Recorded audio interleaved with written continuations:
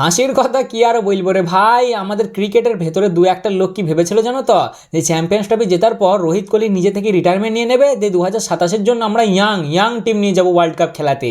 কিন্তু যখনই দেখে যে এরা তো রিটায়ারমেন্ট নেবে না, এরা 2027-এর ওয়ার্ল্ড কাপ খেলবে বলছে, তখনই এই ভাই সাবরা নানা রকম প্ল্যান লাগাতে থাকে।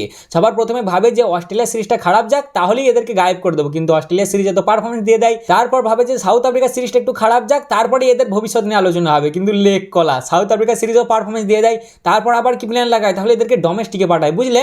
টেস্টের সময় যেমন ডোমেস্টিকে পাঠিয়েছিলাম, খারাপ পারফরমেন্স দিয়েছিল ডোমেস্টিকেও, দিয়ে রিটায়ারমেন্ট নিয়ে নিয়েছিল, তাহলে এবার ডোমেস্টিকেও খারাপ পারফরমেন্স হলে এখান থেকেও রিটায়ারমেন্ট নিয়ে নেবে। লে ভাই, দু ভাই দোনো তাবাই, পিটিয়ে চামড়া খুলে দিয়েছে দু ভাই আজকে। একজন 130 মেরেছে, তো একজন 150 মেরেছে, দিয়ে দুজনে প্লেয়ার অফ দ্য ম্যাচ হয়ে গেছে। লাও এইবার কি হবে দাদু, এইবার তো আর নন কমিটিয়াল বলেও লাভ হবে না, কারণ ওদেরকে দেখেই বোঝা যাচ্ছে যে ওরা নন কমিটিয়াল না কমিটিয়াল। মানে এক কথায় বলতে গেলে এটাকে প্ল্যানে জল ঢালা বলে না ভাই, এটাকে প্ল্যানে মুতে দেওয়া বলে, যে নে এবার আমাদেরকে বের করে দেখাবে। বিজয় হাজারে তো পারফরমেন্স দিয়ে দিয়েছে দু ভাই আজকে।